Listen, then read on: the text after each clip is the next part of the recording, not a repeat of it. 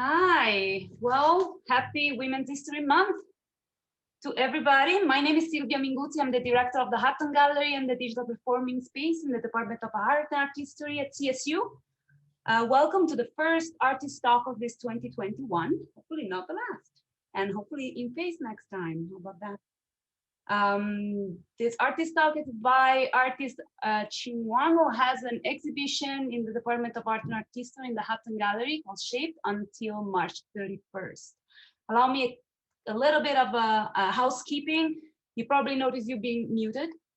You don't have to keep it this way for the whole time, but like during the artist talk would be easier, but you can unmute yourself and or use the chat for any question for our final Q&A. The artist talk is being recorded, so it'll be available in the museum, in the department website, art.colostate.edu, on the YouTube channel, probably in a couple of days. But please enjoy the talk. Let me introduce our moderator for this afternoon, Johnny Plastini, Associate Professor and Area Coordinator of Printmaking in the Department of Art and Art History. John, the stage is yours. All right, thank you, Sylvia. Yeah, as Sylvia mentioned, I'm Johnny Plastini, Associate Professor and Area Coordinator of Printmaking, Department of Art and Art History, Colorado State University. I'm also a member of the Hatton Gallery Committee in the Department of Art and Art History. We of the Hatton Committee invited Cheen Wong to prepare a solo exhibition of recent works titled Shaped, which is currently up in the Hatton Gallery for the month of March. And as Sylvia mentioned, coincides quite nicely within the context of Women's History Month. A little bit of background, I first met Cheen about 10 years ago when I was a graduate student at the Tyler School of Art and Architecture, and she was an assistant professor. I remember her offering valuable insight to me, not only during studio visits, but also helped me hone my own initial teaching philosophy as I embarked on my first series of standalone classes. It's also my understanding that one of our own drawing professors here at CSU, Jean Ryan, was an important influence and mentor on Cheen while she was a student in California. Needless to say, the term shaped seems especially pertinent, not only to Cheen's body of recent work, but also is an apt metaphor for how we as artists can collectively support each other and shape a better, more inclusive future. At this point, I would like to spend a moment and read Cheen's credentials, her current academic position, and a brief overview of her conceptual concerns. Cheen Wong earned her MFA from the University of Wisconsin-Madison and a dual BA in art practice and art history from the University of California, Berkeley. She is currently a teaching associate professor and foundations coordinator in the School of Art and Art History at the University of Denver. Wong's current work explores ideas of lineage and identity, in addition to complicated transitions in desire, expectancy, chance, and mortality. The literal and metaphorical shape of things permeate her perception of the world as she navigates dynamic and disorienting upheaval through her experiences as an artist, educator, daughter, parent, and citizen. Wong endeavors to reveal a unique dilemma of parenthood, the ceding of one identity for another, and the perpetual grappling with a complex and layered sense of self. The parallel pathways of gratitude and yearning yields both symmetry and contradiction in her studio practice and in her life. It's my pleasure to introduce Cheen Wang. Thank you so much, Johnny. That was awesome introduction. I just wanted to first thank the CSU Art and Art History Department for this amazing opportunity to have this beautiful exhibition in their Hatton Gallery.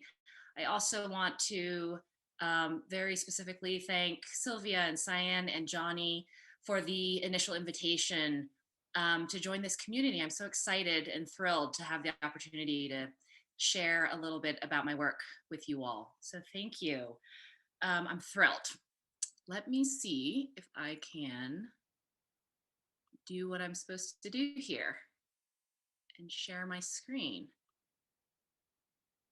Is that all working for you? Yes, we can see it.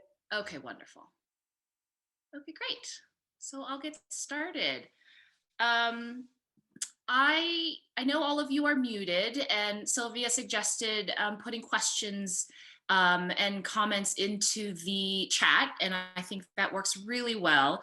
But I'm also a big proponent of dialogue and conversation, and I am happily interrupted during my talks because I tend to go on and on for long periods of time. So if any of you have any questions or comments or want to interject, please feel free to. I welcome that. So when I first started to put together this talk, I really was thinking about the formulation of the title of this exhibition, Shaped, but also a lot to do with a current assignment that I'm working. I just recently worked with my 2D approaches students at University of Denver, where I teach in the foundations area and upper level printmaking and seminar courses. Let me see if I'm going to be able to move forward here. Okay. The assignment that I have been working with my students on is inspired by a series of works by the artist duo Chiaoza, a partners in life and in work artist duo, a series of works that they've created titled Puzzle Paintings. And these paintings are, I think, really interesting because they are set up as a call and response project where one artist begins by painting or collaging a shape onto a piece of paper or board. Then the next artist responds to that shape in turn by creating another shape that lines up or puzzle piece fits into the shape previously laid down, and so on and so forth, until you are creating this large composition filled with these interlocking shapes. Each of these shapes ends up having its completely unique relationship to each other. And in this way, I talk to my students a lot about how, just in composition and with color, we form all of these connections and relationships between all these different shapes. But I connected it back to my exhibition and also the words shape and shaped that have inspired not just the exhibition that I'm showing now at CSU, but also just my general practice. I've been doing a lot of reflecting recently on what I want my practice to be and what it has been in the past, and the origins of a lot of the work that I've been creating. I've always connected to shapes and symbols as stand-ins for lots of things, for myself, for locations, for ideas, for concepts. I often have used the shape of an exclamation point, the symbol of an exclamation point, as a stand-in for myself, because the shape oftentimes I think of as referencing a human body or a person, right? And that sort of like our sort of like tall linear shape, but also in its exclamatory usage, as a reflection of my own personal emphatic nature. So I've always been concerned and thinking about the nature of shapes in my work for a long time. Thinking about the definitions of shape and shaped in relationship to this exhibition and also my practice have really helped me articulate some of the external and internal ways in which we all define ourselves and the many and sort of malleable identities that we take on for ourselves. So this exhibition and this talk have been a really great opportunity for me to think about some of these things. So the definition of shape, a really quick definition of shape, the external form, contours, or outline of someone or something, and then shaped, having a defined external form or outline. And in no way do I think that I am fully shaped at this point, but in this talk, I hope to kind of go through 3 different kind of concepts in relationship to how I think my practice has been shaped. And I hope you'll join me. Right, there we go. Okay, a couple more details. For most of my life, I have had the great privilege of feeling wholly shaped, confident in what I knew and understood about myself, my history, and my identity. A lot of that comes from being raised by a very loving and supportive upper middle class family and feeling generally and confidently secure in both health and home. And I'm really thrilled today to be joined by my parents zooming in from California right now. So I hope a lot of this resonates with them. So recently though, my sense of self and sort of the past confidences I've relied on have felt a little bit unsettled and unbalanced for a lot of different reasons. And to grapple with this sort of off-kiltered sensibility is really what I'm trying to do in this talk. So I'm excited to share about my work, but I'm also kind of posing a lot of questions for myself in this talk that are current sort of ideas and concepts that I'm really sort of wrestling with in my current practice. So the first section that I'd love to start with is this idea of being shaped by place, ideas of how we become rooted and unrooted in location and space. So I've always really been somewhat obsessed, I think, with all the different previous locations and houses and homes that I've occupied in my 40 years now. This preoccupation is well demonstrated in a piece like this. This is a piece actually from my graduate thesis exhibition at UW-Madison. It's called Out of Print. And it showcases, at the time, the 6 different house structures that I had the privilege of living in since childhood all the way up until that point in 2011. When I was in graduate school, I had left California after living there for about almost 10 years. And prior to California, I was born and raised in Columbus, Ohio for the first 18 years of my life. And I spent a lot of my early years as an emerging artist, as a grad student, really thinking about a sort of tethered experience of feeling at the same time connected, but also absolutely disconnected from all the places that I had previously called home. I also at the time was strongly identifying and sort of cherished and treasured my core Midwestern identity.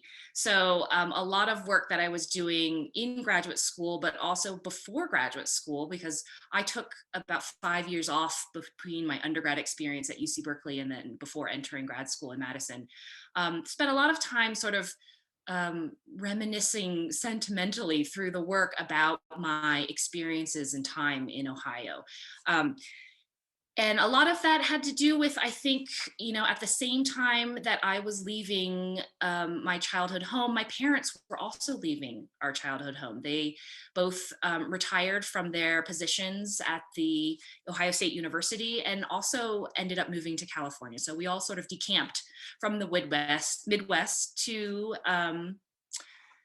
California. And it was, for me, one of the first times that I felt really ripped away from this kind of security blanket that I didn't even really realize was a security blanket at the time when it was all happening. And these are a couple of prints that I made before graduate school that had to do with this kind of heralding and lifting up and sort of the heroicness of a particular Midwestern identity. This is another piece that I did that was all about the monuments to the presidents that were from Ohio. But again, I think even when I was putting together this talk and thinking about shapes, I started looking back at really old work. Like, this is like really old work from 2007.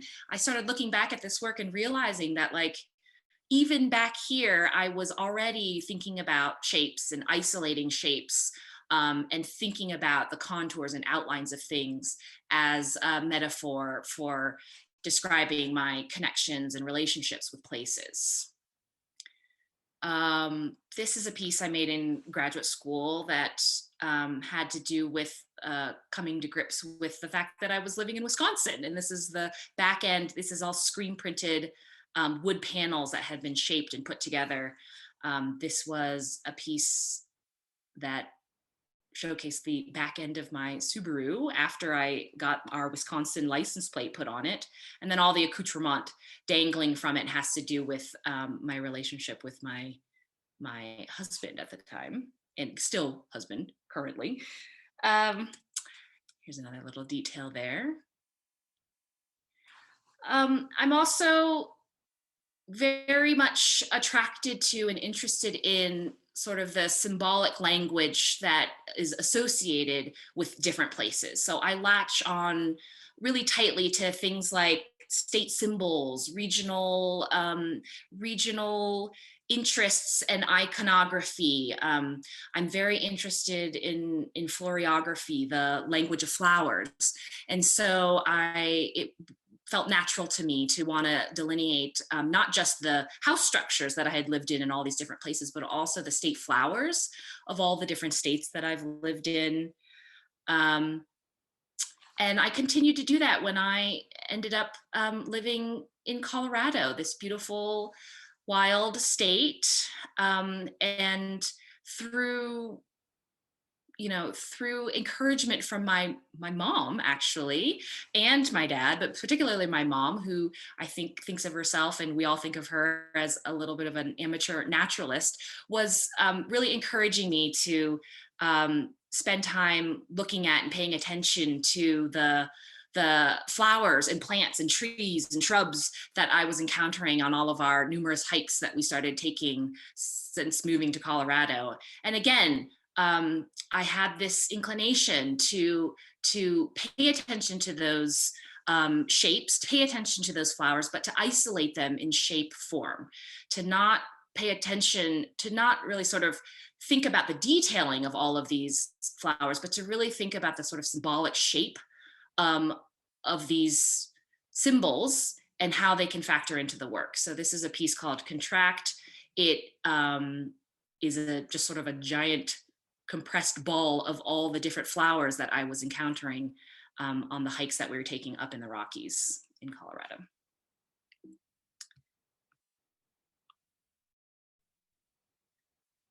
So these pieces are also pieces that I made early on in my time in Colorado, thinking about, again, the flora and fauna of Colorado, but starting to kind of overlay them with some of my other interests that have to do with optics and legibility. These are some, Colorado wildflowers laid over these ski masks, actually these vintage ski masks. I don't know if you all can see that through the bitmap, but I'll talk a little bit about that in just a little bit. I'm kind of moving through these. I'm watching my time, trying not to go too long. Also, when thinking about the idea of place and being shaped by a place, at the same time, I in my experiences in the past, I've thought a lot about ideas of chance and consequences. I am somebody, I think of myself as very type A. I'm very, I like to be, those of you that know me, my parents and my friends that are here joining us, they know that I don't like to be out of control. I like to be in control. And at the time, life events happen and we lose a sense of control. And I think when we move from place to place, we oftentimes feel a little bit out of control. We have to relearn how to negotiate our relationship with where we are, new people, new careers, new schools, new work, new surroundings. And so at a certain point in my practice, I've always sort of been interested in divination practices. And this here is a set of, it's a cartomancy system called the Lenormand System. It comes from the 17th century. A French woman named Marie Lenormand developed this set of divination cards. It's not exactly like tarot. They're different systems, but it's a similar, if you're familiar with tarot, then you can sort of understand how these cards might be used. I was drawn to these cards originally because of the really complex system of symbology that is illustrated on the cards, specifically the flowers and the florography that was involved in the divination practice itself.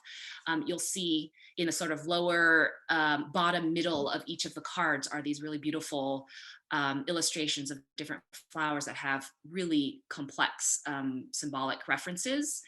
And so when I started using these cards or looking at these cards, I again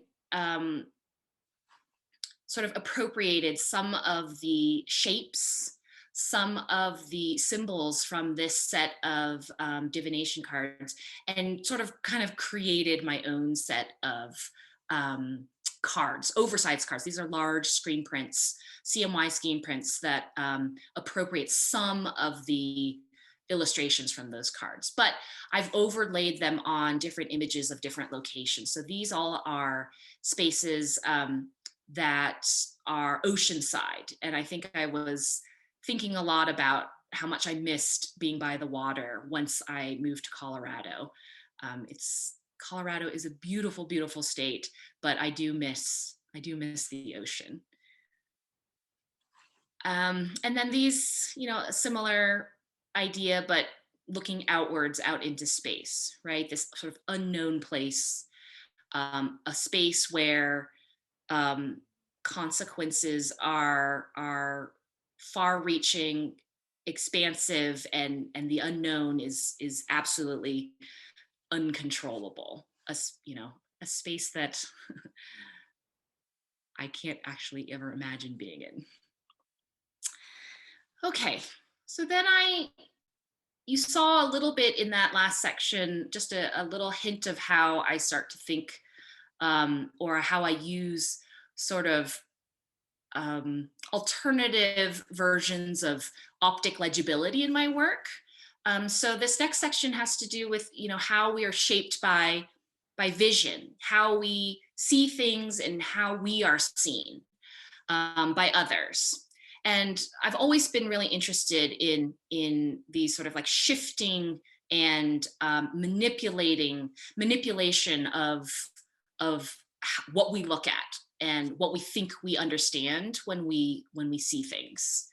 So I've always been really invested in the bitmap dot. Those of you that are printmakers, I think a lot of you out there right now are printmakers, understand this very clearly. The bitmap is a technique that we use in a lot of, not just printmaking, but a lot of print media that non-printmakers are also familiar with, just how magazines are printed or newspapers are printed. It takes an image and it renders it into a pattern of dots so that you can create different tonal gradations with only one color and only a spattering of dots. You don't have to have smooth transitions between colors. And so in a lot of the work, when I think about being shaped by something, I think the bitmap for me allows me to really play with and intentionally create an image that is either very easily readable and legible, or the opposite can be true, that I'm can use the dot to really obfuscate or confuse or complicate the way that somebody might look at something. I'm also, I love the way that at different distances, when you're looking at different bitmaps, the distance at which you stand from the piece really changes the way that you're able to understand the image. So what you think you know about the thing that you're looking at could be completely wrong, or could be completely different from if you stand 10 feet back. I'm really interested in what I refer to as sort of non-passive viewing experience. As a printmaker, I oftentimes am working two-dimensionally. I'm working on flat pieces of paper or flat panels of wood, but I'm, you know, a lot of folks out there, when they see something on the wall, there's an expectation that there's maybe an ideal spot to view the piece. You know, you sort of, I think about it, I kind of think about it like that Mona Lisa experience. If any of you have had the privilege of seeing the Mona Lisa, you know that you kind of shuffle up to in a line up to the piece, and then you stand directly in front of it a certain distance, and that's how you see the piece, and then you kind of shuffle off. Well, I'm much more interested in an active viewing experience, even for two-dimensional work that's on a wall. So I want viewers to have to move in front of my pieces, whether it's closer or further, side to side. I want an active viewing experience, because I think being able to engage with the piece at from all these different angles and perspectives, I think gives you different perspectives on the work. Not just visually, but also conceptually. And so I'm really interested in this playing with the size of these bitmap dots. What you see here is as an image. Some of you may recognize this image. It is Princess Diana's wedding portrait. It's an iconic image of her in her giant dress, and she's sitting on a set of velvet stairs with this like really deep red velvet drapery behind her as well. And this piece, you know, I sometimes refer to this as my Jabba the Hutt print, because her form, I have blown out her image. The black and white bitmap dot is Diana herself. I've blown up that dot so significantly that you've lost all kind of detail in her, and she becomes this sort of like amorphous Jabba the Hutt like blob. And I think a lot of that, you know, I was thinking a lot about spectacle in this piece, and I'll talk more about that in just a second. But this whole series of pieces has to do with my interest in pop cultural spectacle, and how we're, you know, I think a child of the 80s and 90s, growing up, watching a lot of television, paying attention to celebrities. I mean, I think folks do that now too, but particularly when I was young, these moments of spectacle, right? These images that are seared into our collective memories and brains, again, is a way that we are shaped as humans, right? We can't help but have these kind of moments formulate the way that we navigate our spaces and our experiences. So in this time period, when I was working on these pieces, I was thinking a lot about moments of spectacle that utilized flowers. So again, I have a real strong interest in flowers and florography. And so I started looking online at images where bouquets of flowers were used really symbolically. And Princess Diana's memorial service was one of those times. There were these three iconic bouquets of white flowers that had real incredible significance to the specific blooms that were chosen. And so what I did in this series of pieces, these are screen prints on panels of wood that have been cut. And so I took these sort of iconic images from her memorial procession when they carried in her casket. And then it was also sort of taken on a wagon around London. The portion of the image that was Diana. So in these cases, it was her casket that was covered in the flowers with this sort of like drapery hung over it. Those parts are rendered in a black and white bitmap, and then I think you can kind of tell they're laser cut out of the panel and then pushed out a little bit. So there is some little bit of dimensionality to these pieces. And then everything else is a little bit recessed. So I continued with this exploration of these moments of spectacle, these like high moments of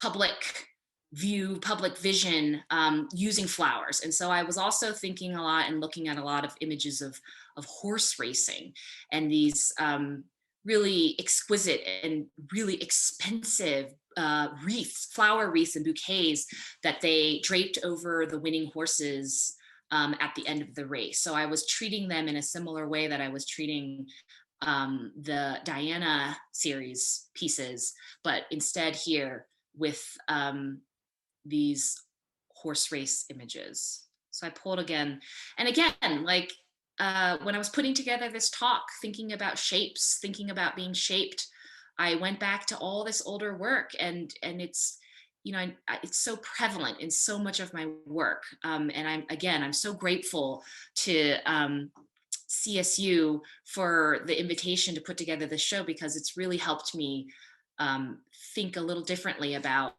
my practice up to this point. Again, here's some more images of high popular culture spectacle that uses flowers. These are, it's Nancy Kerrigan, Oksana Bayul, and I forget the third ice skater. Anybody out there remember who the third one was that year? Anyways, they're waving their celebratory Olympic bouquets above their head again. And then these are just some images from that iconic moment at the end of a ballet when the head ballerina is gifted a giant bouquet of flowers at the end of a performance. So I'm really interested in how bitmaps and how this sort of play with optical legibility can sort of reveal and expose and divulge information while also sort of concealing and holding back information. I think there's so much, you know, I talk to my students a lot about how we readily accept images that we look at and what we see, and how that, you know, if history has shown us anything, it's shown us that we need to always be constantly sort of questioning the validity and the truthfulness of images that we look at. And I think pop culture imagery, celebrity imagery has shown us that time and time again. But I do love pop culture imagery. This is from a set of work called The Golden Fleece, where children of the 80s and 90s might recognize. We have Willow, a still from the movie Willow on the left, and we have Mike Tyson winning one of his many world championships on the right. Oh, and this is a great segue into my last section that I'll talk about history, because here is an image of my dad, who is joining us today via Zoom. My family and my relationships with my family and my sort of family narratives and history, or maybe lack thereof, have influenced and inspired a lot of my work. And so this last section is about history. So how we're shaped by true and false narratives, how we're shaped by our chosen families, right? And how we're shaped by lineage. So, and again, my parents are probably going to be mortified that I'm including these images of them in my talk. I see their faces. These are images from of my parents and of me and my sibling from growing up. And I think, of course, I think we can all agree that we are definitely shaped by who we are, what we are, and where we came from, right? Those are questions that we're all asking ourselves. And what in a funny way, I think only recently have I really started to question those things. Those things are not just given things, right? It's not just a single answer. That who we are and what we are and where we are and what we come from is constantly in flux and constantly changing and extremely malleable, right? Just because we grew up in XYZ doesn't mean that means a certain thing about us. And so I've been thinking a lot about this recently. And I've been thinking about this for a long time in my work. And again, it's interesting that my parents are here. Maybe they'll have some things to share with all of us. But when I think about my family narratives and my family histories, they are somewhat cut short by a lack of information, I would say. My parents didn't, and maybe don't, have a reluctance to share their full family narratives with me. And so for a long time, I was okay with that. And I instead sort of crafted and fabricated, fictionalized my own sort of family history and lineage. And so I was looking a lot and borrowing from a lot of other forms and shapes that are recognizable as storytelling mechanisms, specifically to tell stories about families. So I appropriated a lot from sort of Western European heraldry, which is to say this sort of symbolic and shapes language that has to do with lineage, that has to do with heritage, that has to do with sort of iconography that defines not just one family, but an entire line of people that came before, right? A really long and dense and complex history.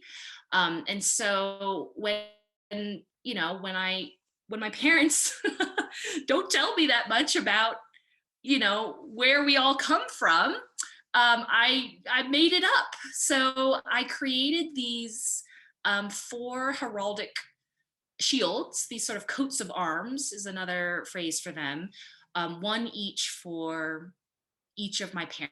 So my dad is up there on the upper left, my mom is on the upper right, and then below are my 2 in-laws, Wendy and Chris Johnson, who have been my second set of parents since I was a teenager. So I made these, if I couldn't claim a specific history for myself because of perhaps some lack of information, I was going to create one for myself, right? I wanted to place myself in some sort of lineage that I could understand, that's based on shapes that I that felt true to me, and also that felt true to the people that they represented, and also colors, right? Colors that were associated with these different people as well. So these are, if I include this image because sometimes folks can't tell, these are pieces that are screen printed onto layers of different shaped pieces of wood. So they're sort of built up from the backside. And so after creating the series for my parents, I decided to create a giant one for myself. And this was part of my thesis exhibition in graduate school. So I created this ginormous heraldic shield for myself that includes a lot of symbols that perhaps you've become very familiar with through this talk: the exclamation point, the flowers, the chain, the compass, the arrow, the bear. All of these things, again, pop up over and over again. These shapes pop up for me over and over again. And so I think thinking about lineage, after this period of time where I was really thinking about, like sort of making up my own family history, all of a sudden in 2015, and then I think it really kind of solidified for me starting in 2015, 2016. 2015 is when I became a parent myself. And all of a sudden, the lineage that I was thinking about for myself is extending the other direction all of a sudden, right? We have my parents' generation, and then me. It doesn't just stop at me anymore. Now there's this other generation, my children, that have entered the picture. And in 2016, when the Trump administration came into power, I was doing a lot of reflecting on this sense of lineage, this sense of history that I was participating in, and how to make those connections from, you know, my parents' generation through to me, through on to my kids in this sort of tumultuous, turbulent, nightmarish time for our country and our world. So even before the politics and the social issues of 2016 and on, and, you know, forever, but that really kind of, for a lot of us, came to a head at that point, I was already grappling with sort of a unstable sense of self just by becoming a parent. And for those of you that are parents, you probably understand this very, very acutely. But for those of you that haven't had that experience, I'll try to explain it if I can. I was, and maybe it's just me, I was feeling very ambivalent about my new status as a parent and becoming a parent. I had so many conflicting emotions, so many conflicting identities at that point in time. I really didn't know who I was anymore, because all of a sudden I wasn't just me anymore. I was me, and I was somebody to my kid, you know. It's a very disorienting experience. It's hard to really understand yourself as maybe who you thought you were prior to, but then through this experience of all of a sudden becoming kind of like, all of a sudden you're bifurcated, right? Like you have this pre-person, you have this present person, and then you have this future person, and it's all very complicated and disorienting. And so after my son was born, I had no idea what I wanted to do in the studio, because I had no grasp on my identity as a human, let alone an artist or a creative person. I continue to have no brain. And so when I was thinking about my, you know, what I wanted to make, I had no idea. But again, in the formulation of this talk, I look back and I'm like, oh, I turned to shapes again, as I always do. I distilled my experience into a search for shapes. So I made this series of pieces that I titled the SAD series, which stands for Separation Anxiety Disorder series. And these shapes that I created are these abstracted, geometric, irregular, playful, maybe confusing, lumpen forms. And to many of you, they might look, I've heard references to, you know, molecules. I've heard references to, you know, maybe a hillside or a landscape of some kind. But these are all silhouettes of infant toys. So this was my space at the time. This was my place. This was my vision. This was my history all in one, right at this moment. And it was shaped by this, you know, sort of the detritus of child toys that was filled my entire home space. So I started looking at these forms and just, again, like I tend to always do, I was isolating these shapes and just, you know, made these really simple silhouette prints out of these very specific to me shapes. And those of you that are parents or have been around young children might recognize some of these forms. And these are some of the prints that are in the exhibition at CSU right now. I continued to use these shapes in some of these other pieces, combining them with some of the bitmap images that I love to use. These background, and again, these pieces are also in the show at the Hatton.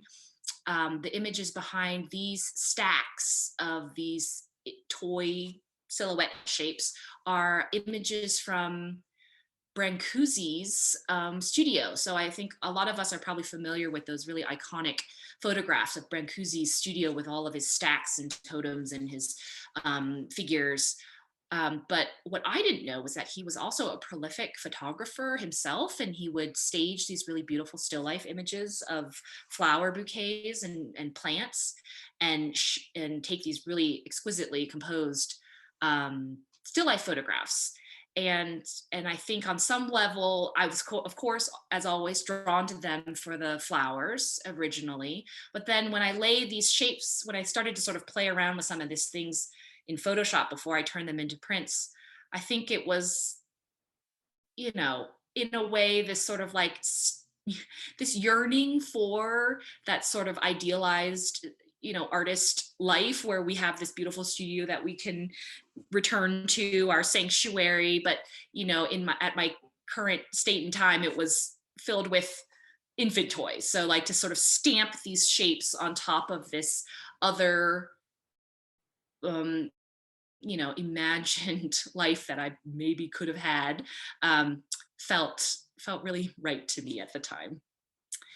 And this is a piece, you know, and ever since I had my kids, I've since had another one, and I continue to think and grapple with how my identity has shifted and changed, and continues to shift and change every day as a parent, and these kind of conflicting or dueling experiences that I have constantly. So this was a book that I made.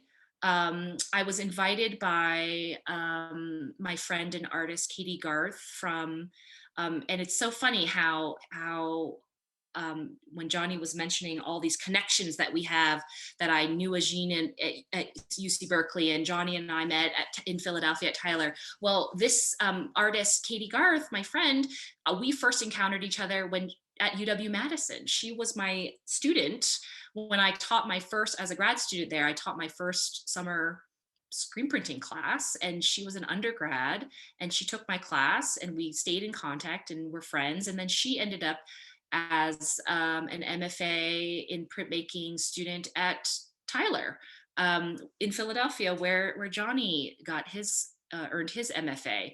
And so we reconnected when I had an exhibition in Philadelphia at the Print Center, and Katie started this really fantastic project called the Quarantine Public Library at the beginning of the pandemic, where she was inviting different artists to create little small one-page foldable books that were free and open to the public.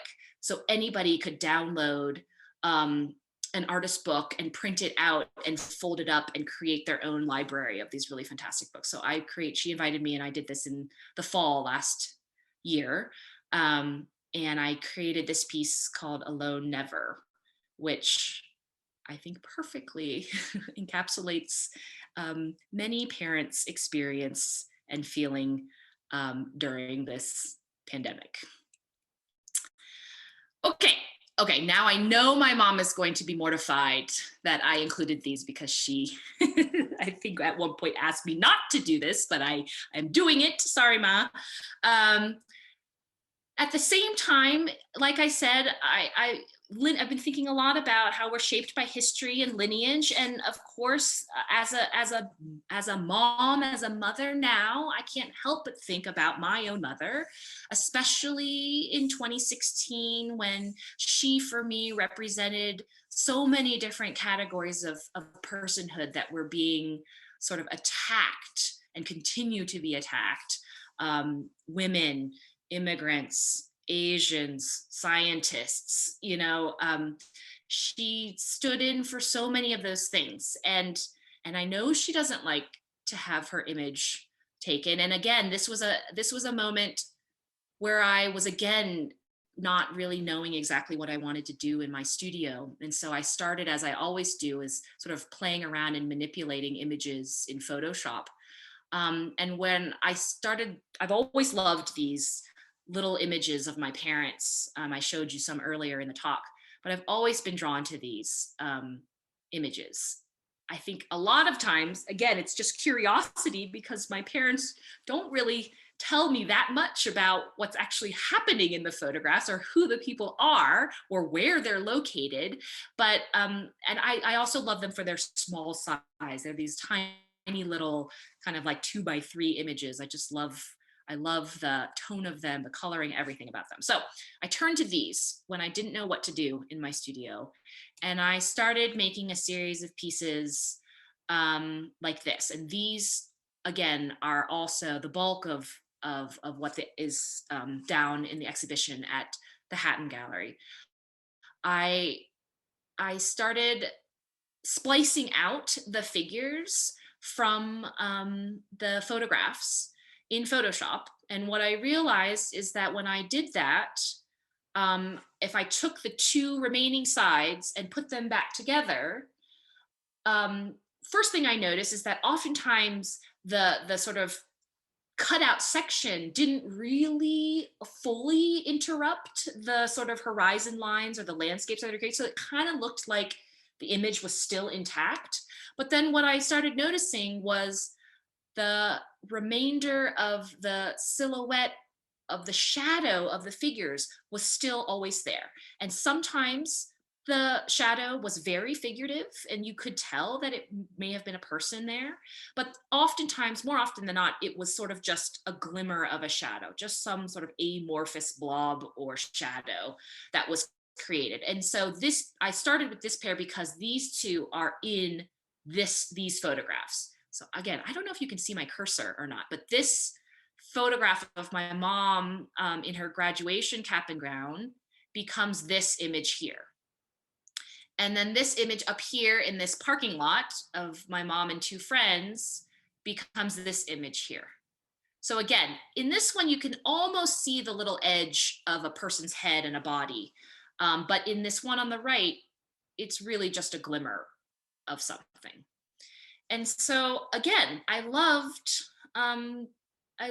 that these shapes were still visible, that the hint of the person was still there, even though the figure was cut out and removed, that the presence of that person was still there. And I think there's so much in this work that I'm still kind of working through, and I'm continuing to work on this series of pieces. But a lot of folks, and so these are screen prints.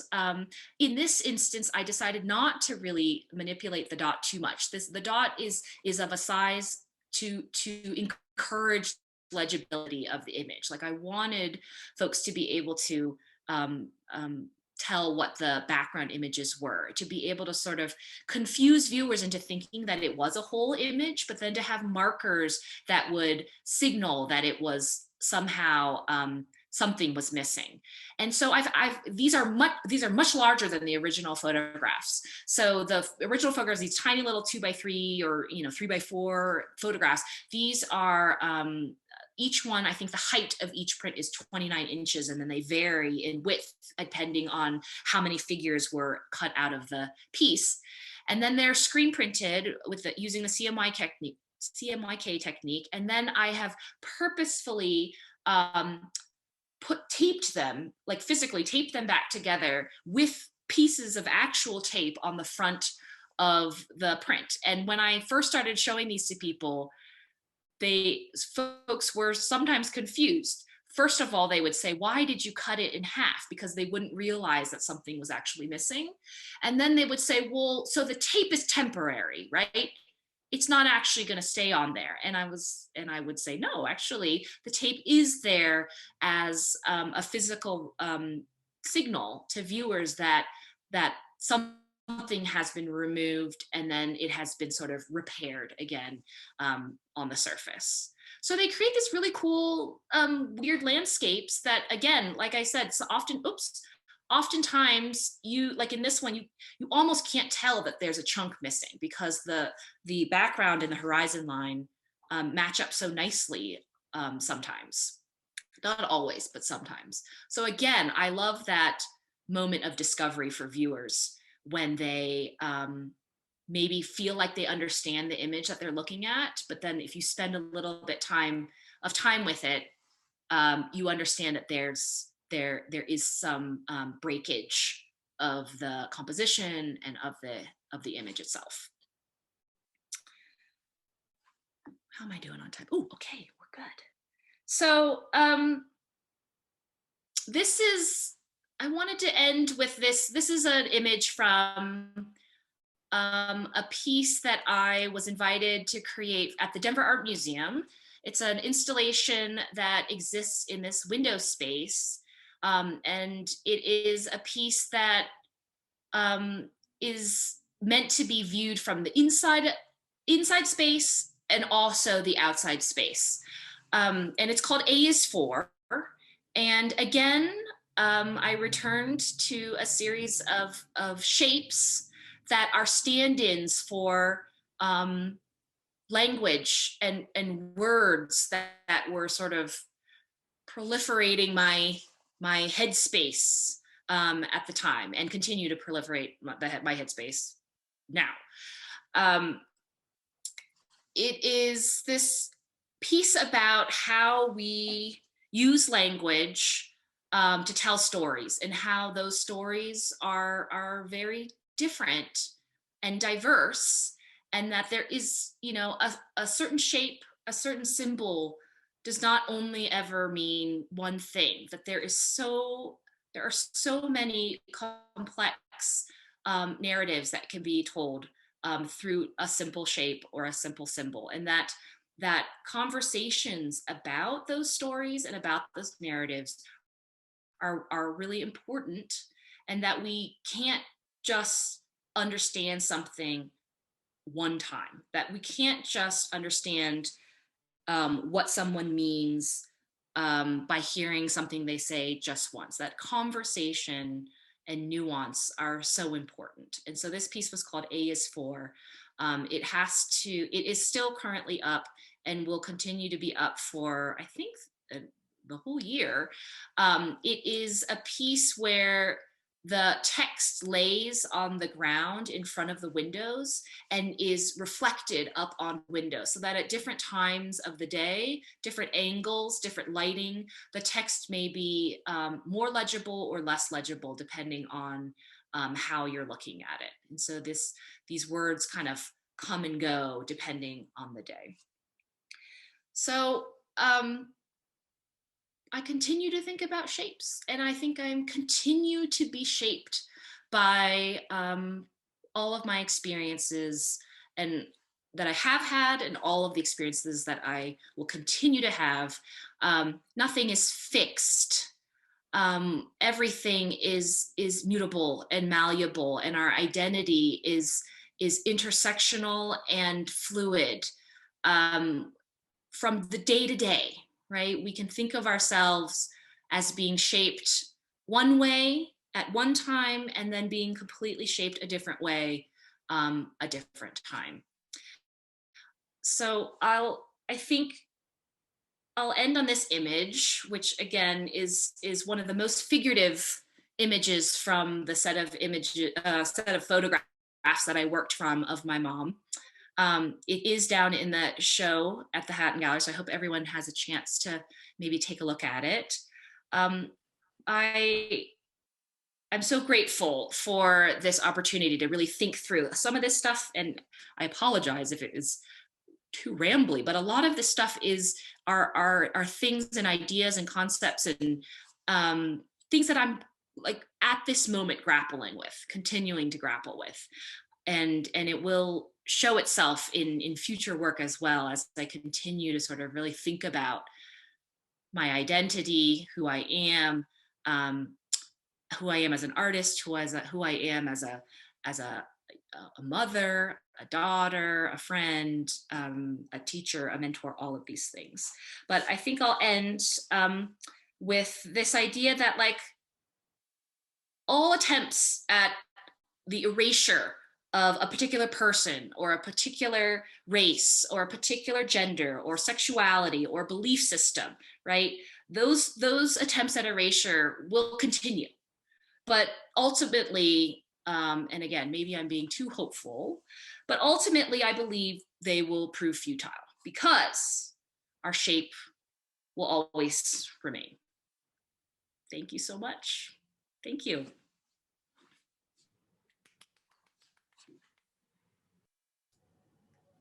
Thank you so much. I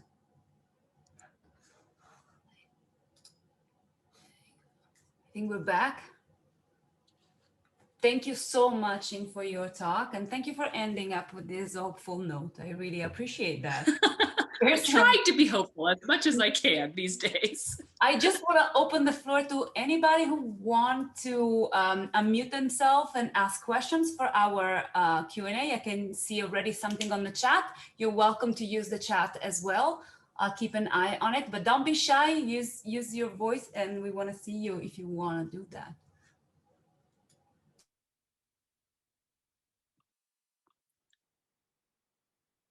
I'm looking at Anthony has a question. Hi, Anthony. Hi, Cheen. Loving your last. Hi, thanks for being here. Anthony is my wonderful friend from Madison. We were in grad school together at the same time. I'm Hi. wearing pajamas. You're wearing pajamas. I love it. That's why I put in the chat, because I didn't want to turn my face on. Here I am. Anthony, I want to see your face always. Oh, wow. Okay, wait, what's your question? In cutting out your mother, highlight you don't know about the photo. Instead of reading what I wrote. Okay, you're going to say it? Thank you. Sure. Well, so the pieces where you're cutting out your mother, I think they're amazing. And thank you. What, you kept bringing up a number of times how your parents don't tell you any information about anything, like even where the pictures are taken. And I remember hearing this from you even when we were in Madison, and you were relaying that you had just found out that your father was in Madison for a period of time and you had no idea. Exactly. Yes. So with these photos, then by cutting out your mother, you're also cutting out the only element of the photo that you actually have a relationship with, that Mm-hmm. So you're sort of creating these uncanny landscapes where you don't have a relationship with those buildings that are left, or that the horizon or the trees. So it sort of relates to me to your earlier work of, all the buildings that you lived in, where the building is standing in for your knowledge of a place or your experience of it. So you sort of answered the question, I think, at the end, because you brought up like that you can't erase people ultimately, but I want to ask you about what your relationship is. What is your active viewing when you look at those pieces of your mother cut out of those landscapes? Is it uncanny? Does it make you feel nauseous? Is it funny? What's your relationship with those pieces now? Because it seems like you're making sort of the opposite work from what you were making in grad school, where everything was about you and your identity and what you knew and what was familiar. In this work, you're making stuff that you're purposely taking out what's familiar to you. Yeah. Oh my gosh, thank you for that question. I never really thought about it as being the opposite of what I'm doing in grad school. You're right. Why am I doing that, Anthony? I don't know. So to reiterate, you're asking, how do I feel when I'm looking at these new images, right? Like, what am I feeling? What am I getting from them when I see these images? And I shared the screen. I hope that's okay, so we can look at the images while I'm talking about them. Let me think about that for a second. I think that I miss my mom in them. I think that I would like to have my mom in these. And some of that has to do with, I know that she would not want to be in them. But I also think that it was important for me to remove them as a way of externalizing perhaps some frustration, some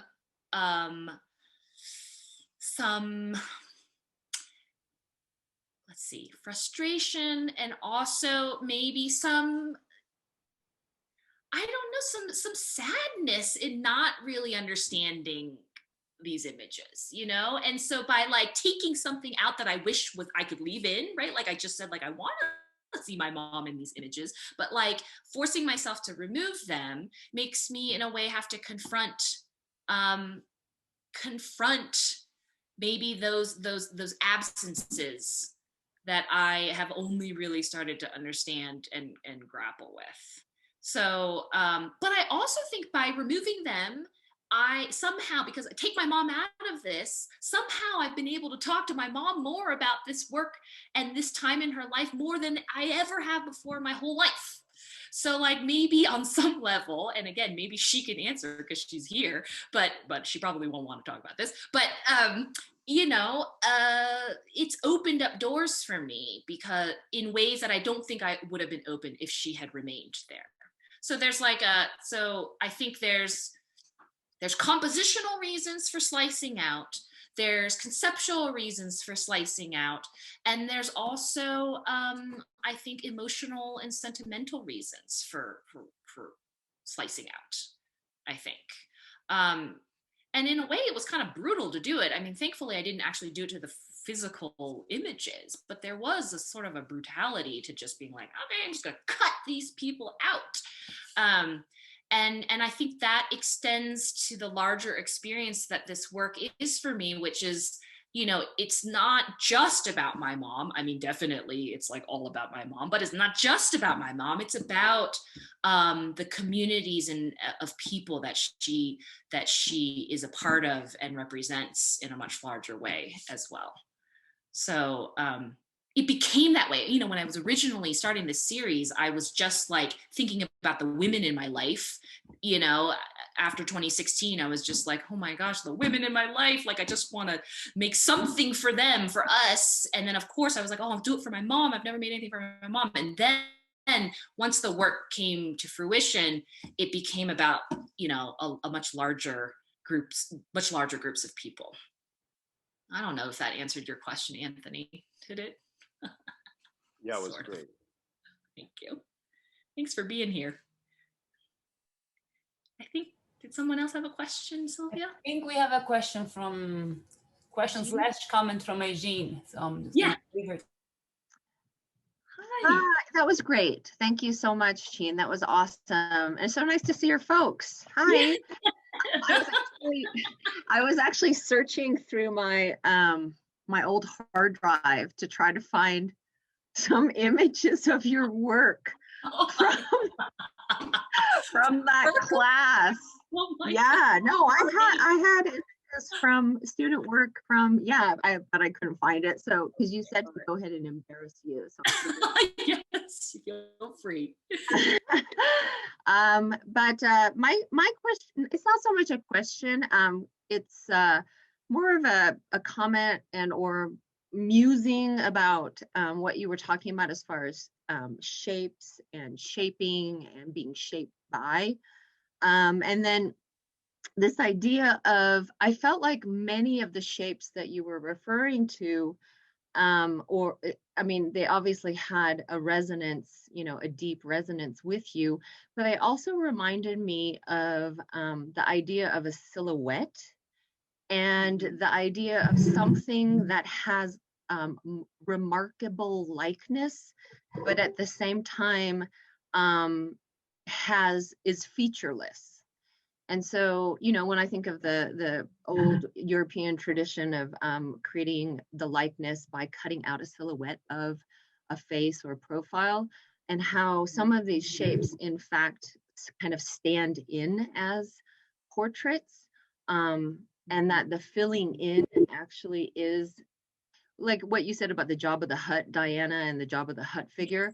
Like it starts having kind of manifestations of kind of a plurality of identity that isn't really fixed.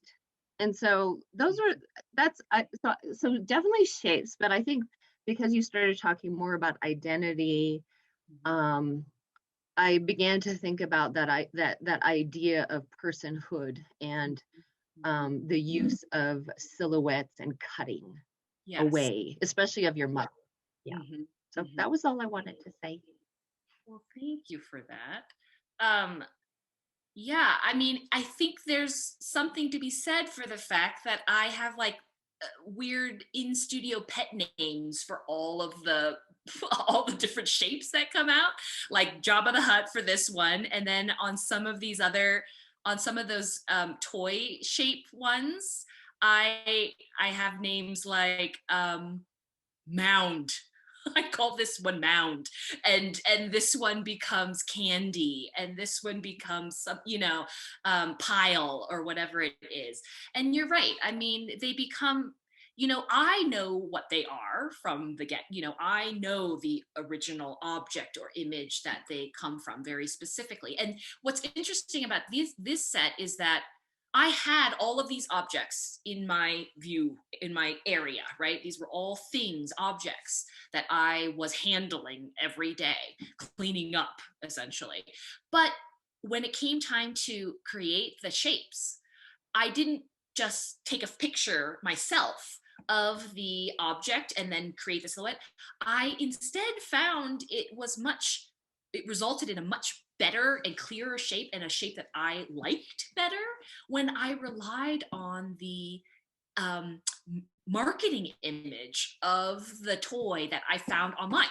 So it wasn't, or like on the box, you know, or whatever, those staged images, those staged profiles, those staged silhouettes, to me became much more palatable in print form then. And I didn't think about that at the time, but after I made them, I thought, like, I had these objects. Why didn't I just scan them or take a photograph of them? What was it about them that made me interested in, you know, was it just because it was easier in Photoshop? I don't think so. I think it was because there was, in some weird subconscious way, I was seeking like a translation of those objects and shapes that wasn't so direct from the actual thing that I had.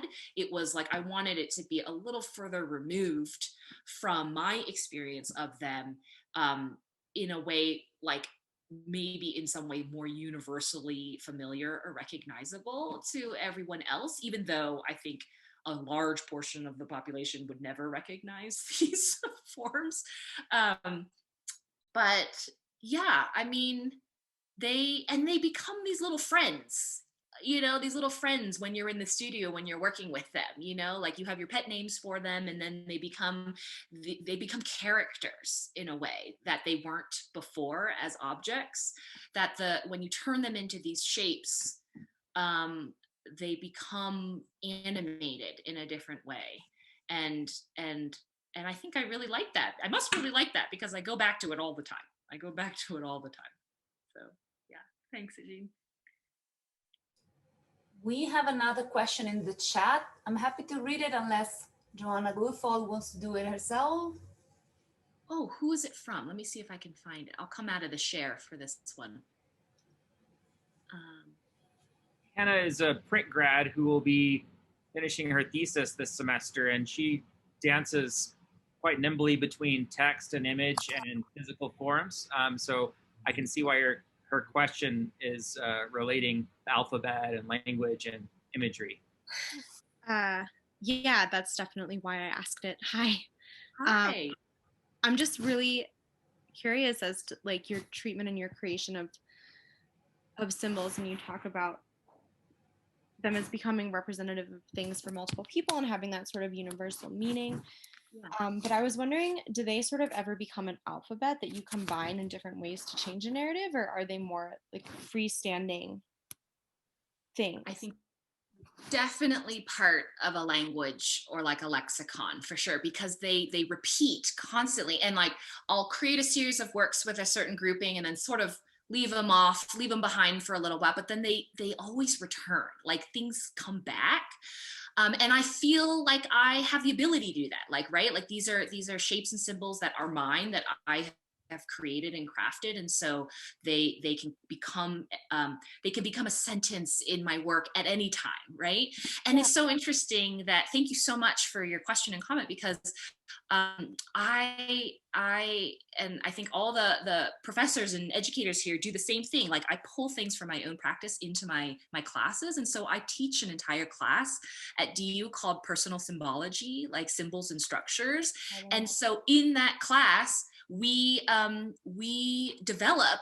I ask the students to do, like, I'm basically have them like mirror what I do in my studio, which is to, like, part of the assignment is to create a symbolic alphabet, whether it's, and again, they have any freedom of choice. It can be visual, it can be auditory, it can be a sound alphabet, it can be physical, it can be however they want to do. It can be movement, like body movement.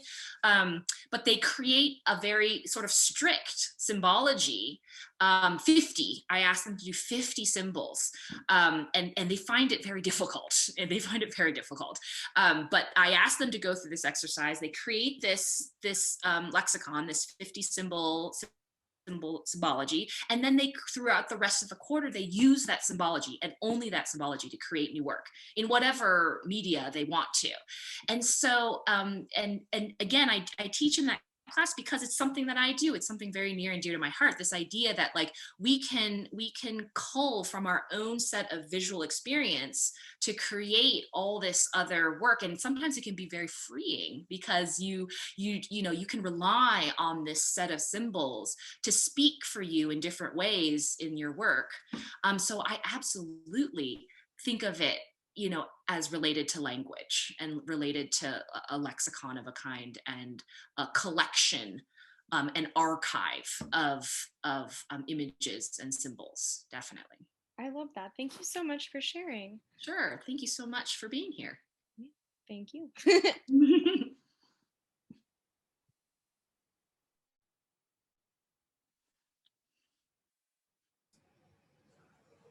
Any other questions? We're very close to our ending time, but I just want to give you a little more time. I know that it's not always easy.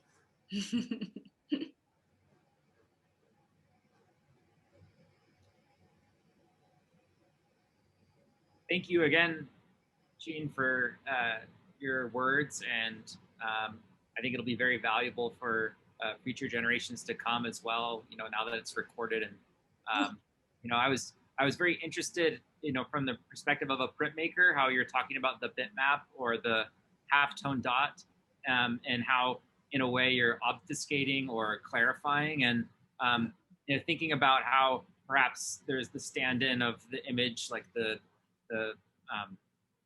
Princess Diana, but also from many different perspectives could be seen as many different things. I think it's a really great way to view how we interpret each other, or just humanity in general, is, that we're not unidimensional beings, we're multidimensional beings, and that we have many facets to our personality and our heritage and our life together as one ecosystem. So I think, in a way, having the viewing experience of art can be the viewing experience of how we look outwards toward the world. And I think the way that you described the halftone dot and how you're encouraging people to see things from different perspectives is really meaningful for me, at least. So thank you.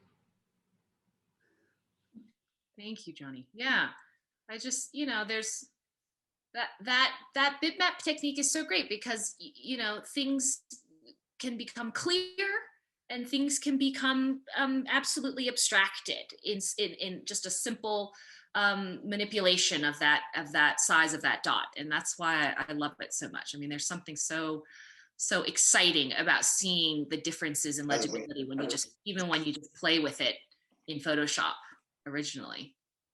Yeah, thank you, Johnny. I'm actually quite mortified that others might watch this later on, but I'm happy that you think it will be helpful for others. So, yeah. Well, on that note, let me remind people that the video will be available, sorry to tell you, Chinn, on our website and on the Department of Art and Art History YouTube channel. But I'm really, really grateful for your talk. Thank you so much. And thank you for everybody who participated. And you're gonna hear more about this. I would just want to remind people that the show Shaped is in the Hatton Gallery until March 31st. We even have a reservation system in case you want to make sure that you have time and space to see it on in safety. But I really hope that you're gonna come. It's a very remarkable show. And thank you so much, Chinn, again, for being with us today. Thank you. Thanks, everyone. Thank you. Bye. So nice to see you Thank you. all. Bye.